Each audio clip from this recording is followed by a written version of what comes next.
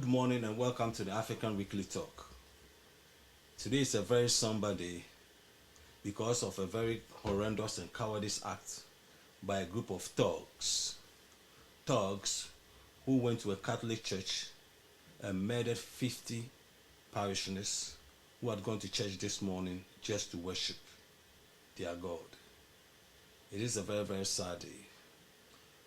And I send my condolences to the people of Ondo State as well as the people of Nigeria.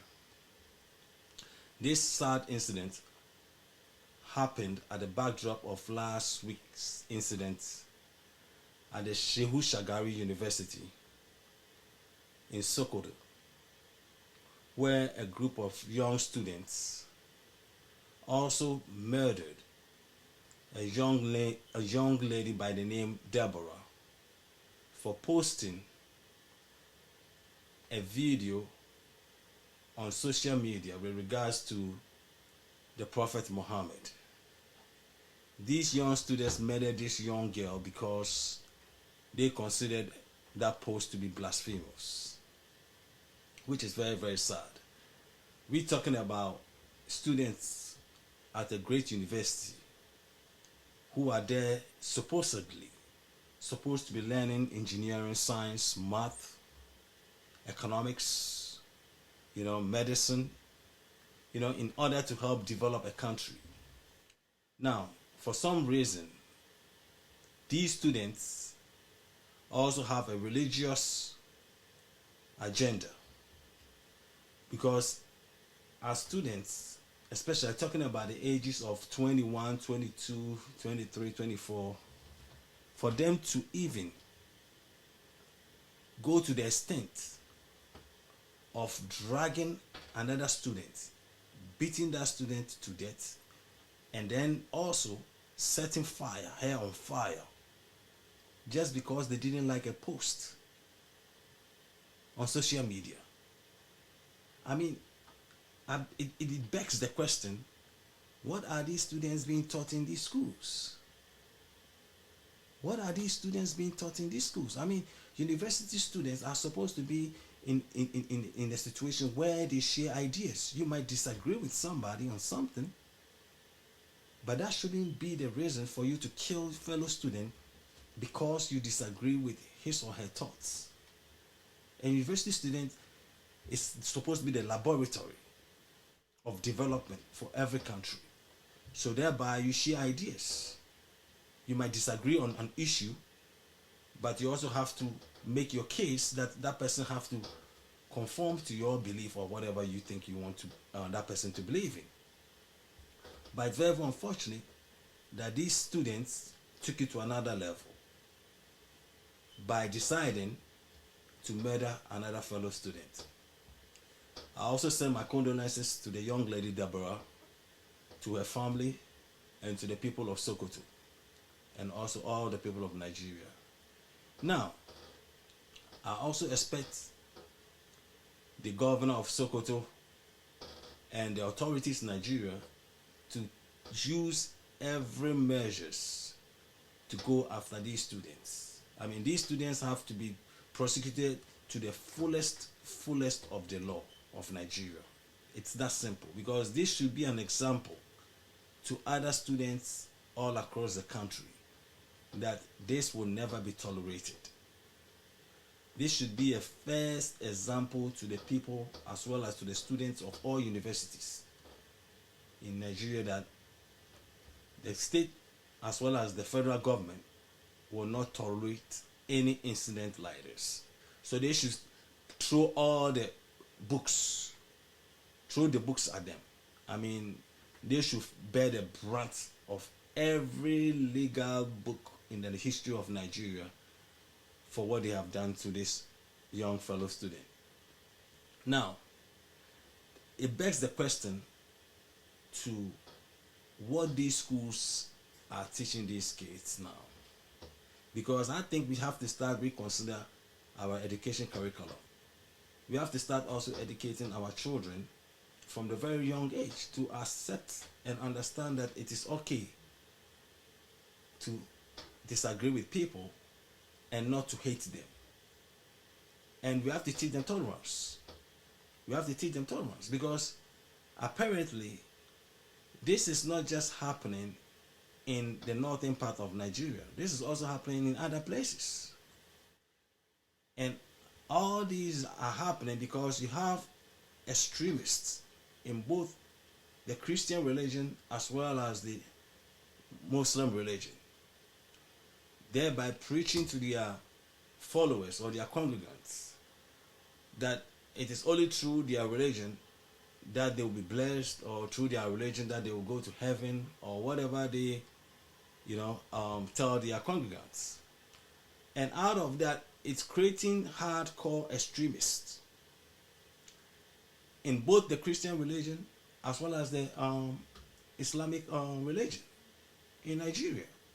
Because this thing has been going on for some time now, but now it's become very, very rampant because of social media. Now things are happening because we are hearing these things a lot because of social media. If not for social media, a lot of these things you won't be hearing about them. But that doesn't mean that they didn't exist, because these things have been going on for some time now. But the bottom line is this: the governments of these states and the federal government have to realize that today it's happening to a student, today it's happening to worshippers at a Catholic church. But these things will start cropping up gradually, and it starts spreading. So they have to put a clamp on this. And it all goes down to one thing, boils down to one thing, which is the law.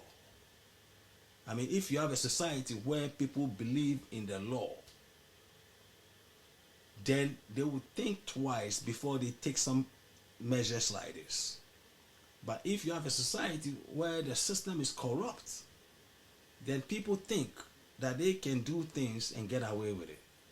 And in some cases, a lot of these things happen in these countries because of the belief that somehow they can do these things and get away with it. I mean, I'm not saying that this thing doesn't happen in a developed system. It happens in America. It happens in Europe. It happens all over the world. By the end of the day, we as Nigerians and Africans have to realize that we have to stop these acts that have been cropping up gradually all over in Africa. And then the second thing I'll talk about is that people have to understand that the freedom of speech doesn't mean that you have the right to hate somebody just because you don't like their speech. I mean, freedom of speech doesn't mean incitement. Freedom of speech doesn't mean that you have to hate somebody just because of their beliefs or what they say about their belief. We have to learn to be tolerant. And we have to start teaching these things in our schools. Now, if we all know the history of Rwanda, then we can understand where these things lead to. Okay? In Rwanda, we had a situation where you had the Hutus and the Tutsis, where it was basically a tribal war. It wasn't a religious war. It was a tribal war, where people were saying stuff towards these other tribe. The Hutus were saying stuff towards the Tutsis, and the Tutsis were saying stuff, and eventually it created us genocide. And the world looked on it and didn't do anything about it until it became too late. By then, a lot of people have died because of that. Then you have the same situation going on, I mean, in Palestine and Israel, the Palestinians and the Israelis, which is basically a religious war, because some people in the Muslims in Palestine don't believe in the religion of the Jews. And that tension has been going on for all these years. And now these same issues have been spilling over to other countries. And now if you look in Africa in particular, you have the Nigeria, you have the Boko Haram issue also. And all is also about religion. You have the Boko Haram issue in Nigeria, which also is spreading towards Mali, Niger, Burkina Faso. Even though they are very minority in those areas compared to how prominent they are in Nigeria, but let's not forget, it starts gradually, and it becomes bigger and bigger and bigger. So the question is, what are we going to do about these issues? I mean, the government have to step this up. They have to take these things very, very seriously. And sometimes we have to also check our state of governance, because most of these groups thrive in corrupt societies. That's what we have to understand. They thrive in very, very corrupt societies, because in a corrupt society, you can get away with things just because you have the means to bribe an official. And a 9 out of 10, most of these Boko Haram people, the question is, how do they get the weapons? How are they able to cross over to these countries with these weapons? You know, and I understand that we have broken borders, but it's not just broken borders. You know, because there are other things that has been going on, that they have been taking advantage of the situation to smuggle weapons, and also to be brainwashing their followers into believing that somehow Islam is the religion that they have to convert to. If you don't convert to Islam, you are somehow an infidel. And because you're an infidel, you don't have to leave. I mean, that is sad. So we have to start teaching from a very, very early ages in our school systems, because we have to consider these things, but they are very, very important. Because when children start to learn in the school systems to understand that education is not about just believing in one thing or the other. Also, you have to understand that you have to believe and accept other people's point of view, even if you disagree with them. And it is very, very important, and when you start at a very early age. So as they are growing up, they develop this sense of tolerance. It is very important. You know, I mean, some people argue, oh, they have to be taught at home. Yes, I get it. But this thing is becoming too much now. It's becoming very, very rampant in our societies now, and we have to find a solution to it. Because, like I said, you can go down the line now. Most African countries now, you have a situation where either it is tribal, religious, or language. I mean, look at Ethiopia. You have the situation of the Tigray people, and now with the Ethiopian government. You know, and 9 out of 10 people don't understand that a lot of these things start small and it becomes bigger and bigger. Some of it because of the selfish acts by these leaders of these so-called separatist groups, religious groups. Some of these people take advantage of the economic situation as well as the political situation in these countries. And out of that, they use that to advance their own evil agendas. For their own evil agendas. They are not there to help or to promote any better thing for the citizens of those people they claim they are for. No. They are all there mainly for their own selfish interest. You know, that's what it is. And so we also have to look at our political system. All right? We have to look at the political structures that we have. Because if you create a very bad political structure, it gives room to incidents like this. You know, where groups like this will pop up, indoctrinating the citizens in some part of the country, and then eventually it creates civil wars and all this nonsense.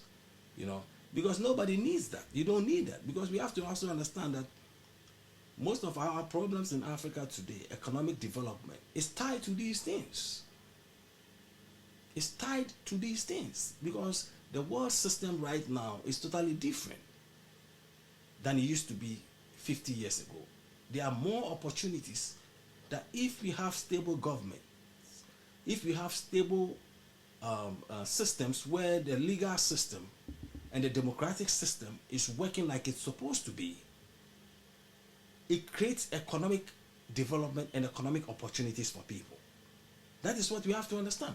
Because look at it this way. No business man or an investment company is going to come to invest when they know that they are coming into a system where they have tribal wars going on, or civil war, or religious wars, where people are being murdered just because of their beliefs. So thereby it's creating instability in that area. No. So at the end of the day, it has a lot of impact on your economic development. And that is what we have to look at. Because if you look at the world order today, Africa has one of the, if not the cheapest labor in the world. But the question is, why aren't most European companies and American companies and Asia companies investing seriously in Africa? Because if they can invest in Africa, that is the first place they will have to invest due to the low labor costs. It makes sense for them to invest in Africa and to invest in any part of the world. But what is holding these African countries from these investors are because of some of the political and socioeconomic as well as infrastructural and political situations there. I think that's the main driver to most of the problems in Africa today. It's more of the socio-economic and political situation right now. You know, we've done, some transitions from the dictatorships that were in place right around the late 80s, 90s. You know, and most African countries are moving towards democratic elected governments and, all that stuff. But at the end of the day, the most important thing is that we have to stop these groups that are taking advantage of the political situations in our countries and creating these horrendous acts that is impacting the livelihoods of our fellow citizens. Now, I'm going to dive straight into something that I wanted to talk about earlier, which is the one Goodluck Jonathan, former president of Nigeria. He drew my attention to something that he said about Act 84 of the National Electoral Commission of Nigeria.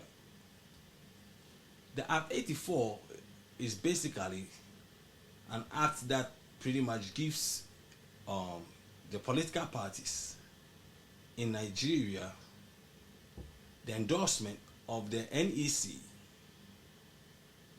to have delegates appoint their candidates for presidential, gubernatorial, congressional, or any elections in Nigeria.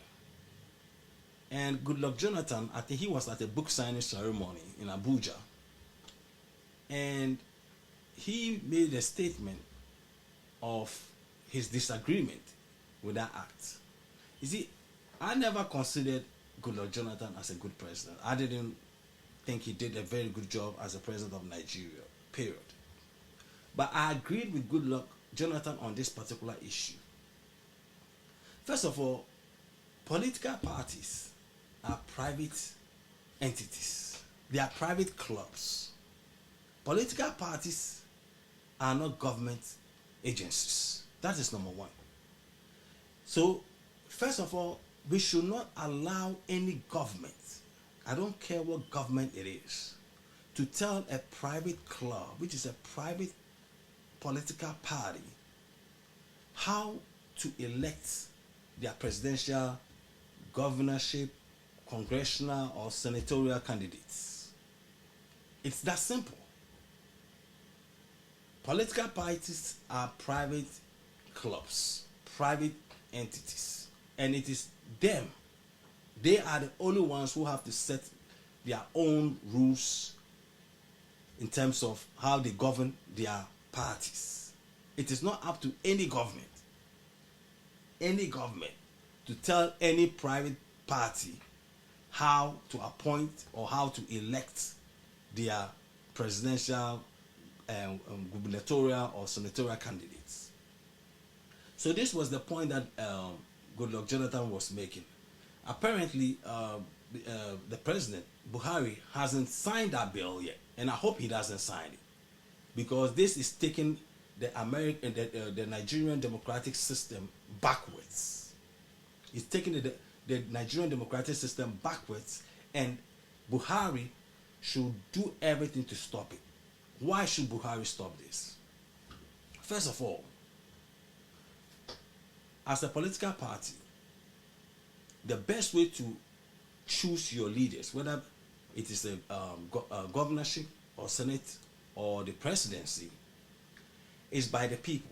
Let the people who are members of these political parties go and vote in their primaries.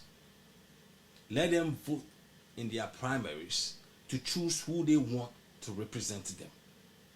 But when you give the power to choose who their presidential aspirants as well as their candidates for governorship or senate or the Congress, then basically what you are doing is you are giving these political parties the power to choose those who are able to contribute money or buy their way to be presidents or senators or governors.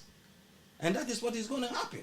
I mean, nobody should fool themselves into believing that somehow, if you think that these political parties are going to have delegates chosen by the honchos, the leaders of these parties, and these leaders of these parties chooses these delegates, and then these delegates are somehow going to handpick who is going to represent these parties for their presidential, congressional, senatorial, governors races. Please, let me tell you something. You are basically selling those positions, aspirants, to those with money. That's what is going to happen. Don't fool yourselves into believing that these delegates are going to pick those who are going to represent their parties based on what they aspire to do for the country as well as the party. No, they are going to pick these people based on who has more money. That is what is going to happen. So if you have money and you can buy your way out, that is what you're going to do. You're going to buy your way out. It's not going to be based on ideas. And you have to remember, in most political systems, elections are won by ideas. And if you want to give the people, you want to give the people the opportunity to pick good candidates to represent your parties, then you know what? Have the primaries and let the aspirants who want to become leaders of these parties contest. Let them share the ideas. Let them go to the people and tell them what they believe, how they think they can make their countries better, what they are bringing to the table to help develop the country. And when they share ideas, the people will also listen to what they are bringing up, and then they will make their decisions based on who they think will be a better representative for their party. You don't need a federal agency, the National Electoral Commission of Nigeria, to tell these private parties that they have to have a delegate who will pick who should represent them in their presidential or any elections. You don't need that. The parties are private, private entities, clubs. That's what they are. Let their members, that means the people who have registered with the party as members of the party, let them go to the polls and choose their leaders. Let them choose who they want to represent them in whether the presidential, senate, congress, or the governorships. Let these people go ahead and choose who they want. And let those people who want to represent them also present the ideas to these people. You know? And that is what a true democracy is. But first of all, let me give you a backdrop of the history of democratic systems that we have today.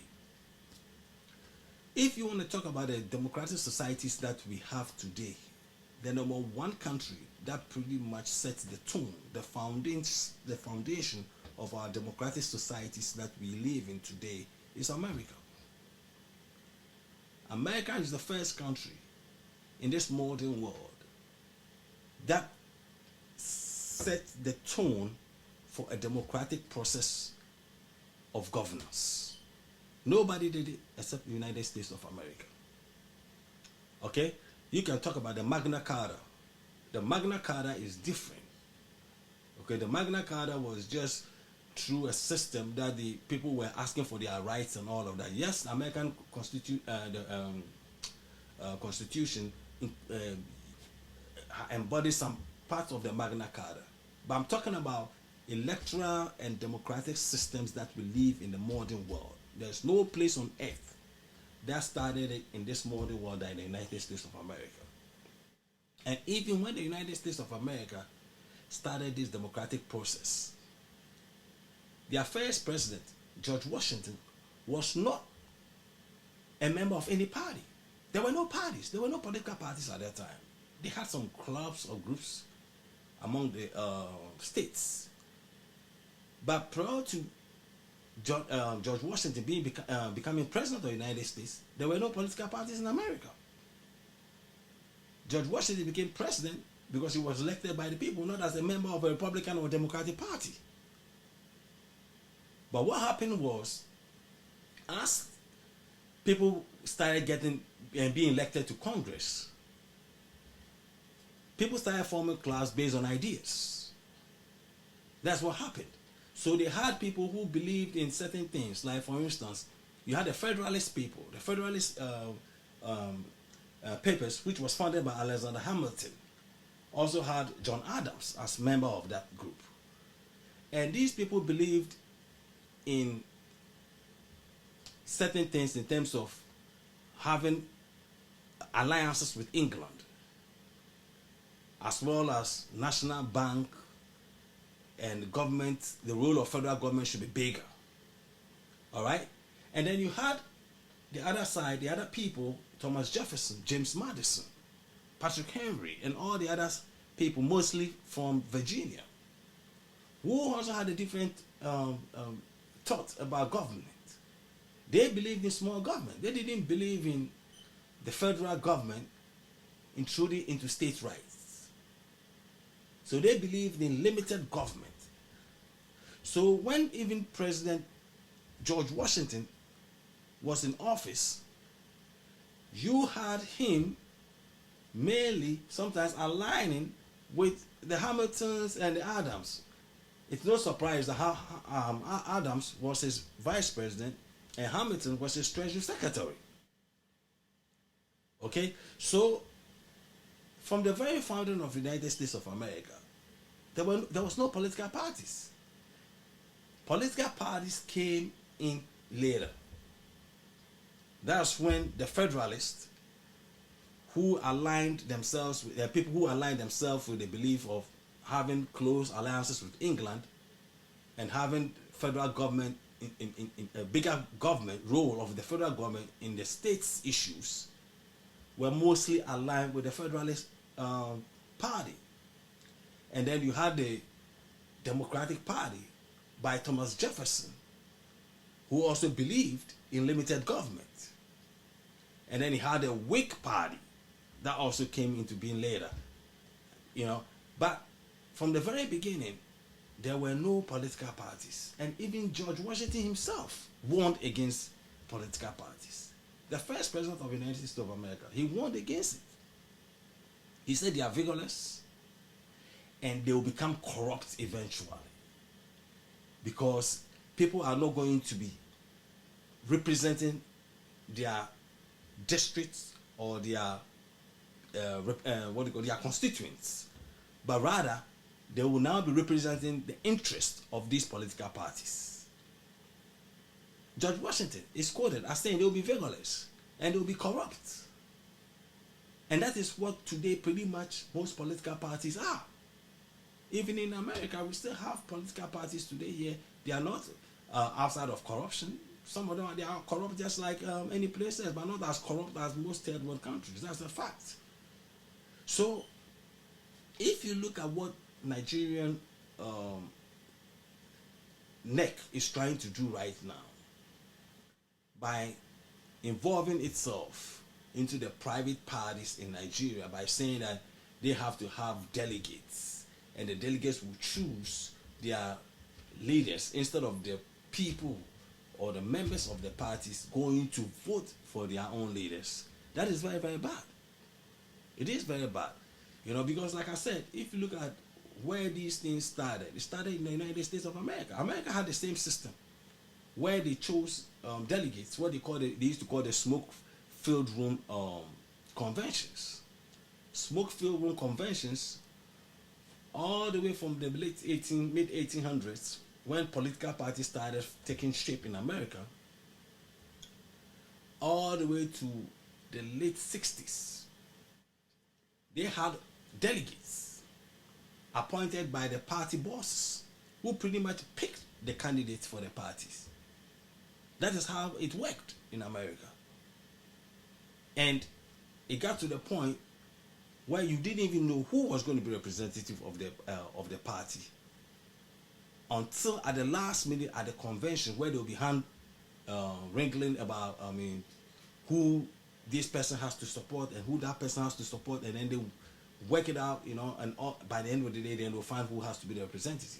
That's what they used to call the smoke-filled room conventions. The smoke-filled room conventions, basically, that's what it meant, because at that time, people smoked, and these conventions were like that. They didn't have primaries where the people themselves will go and choose who they want to represent them.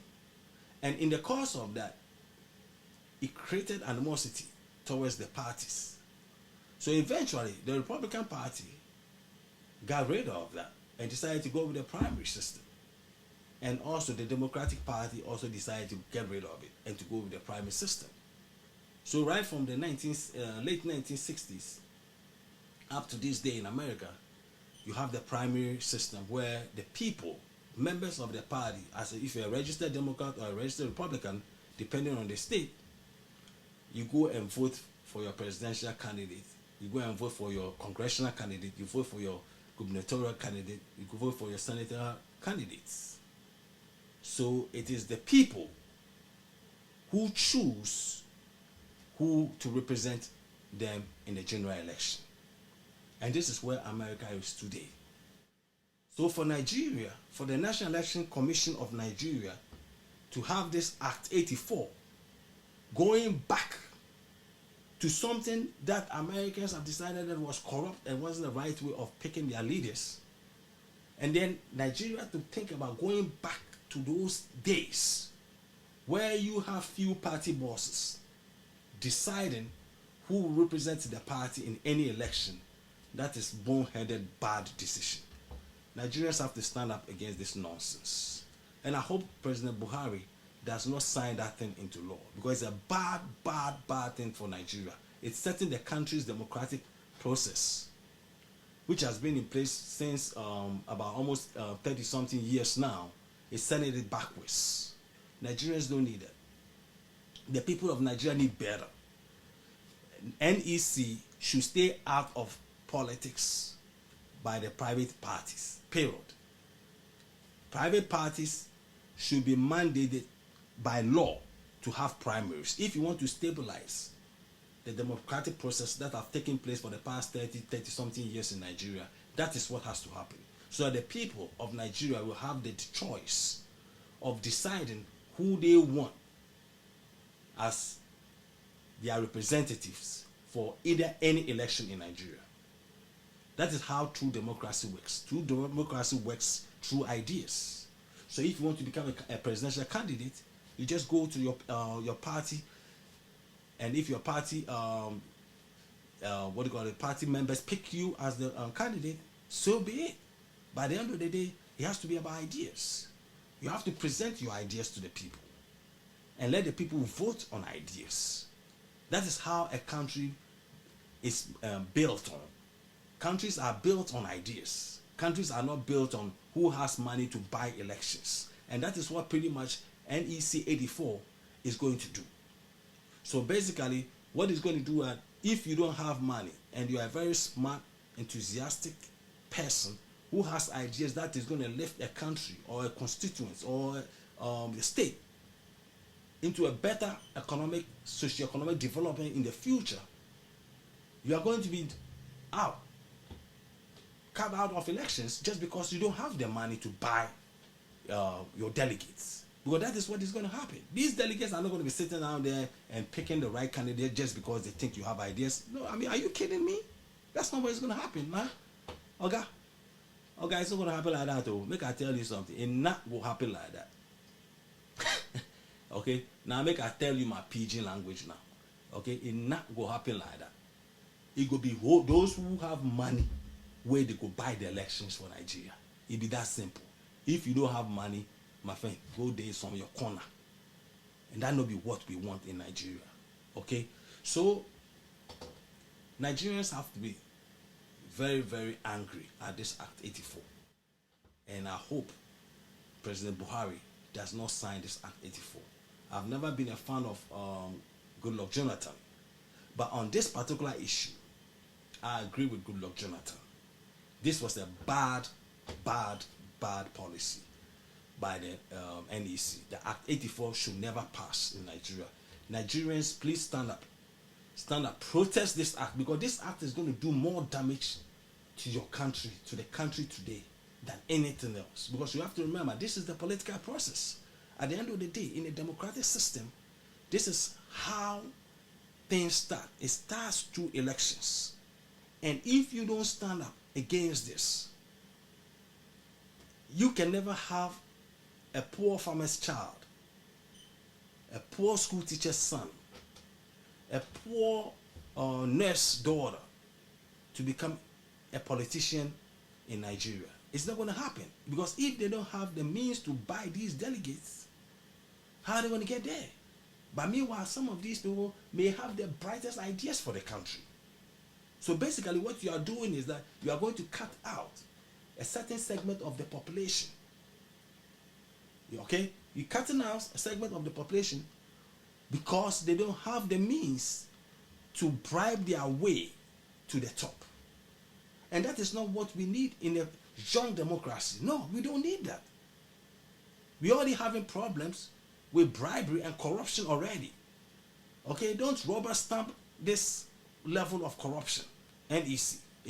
Please don't do it, because that's what they are doing. They are pretty much giving the parties a stamp of approval that go ahead and do this, because the NEC itself is run by a bunch of corrupt people. Because if they believe in a democratic process, there's no way they will come up with some nonsense like this.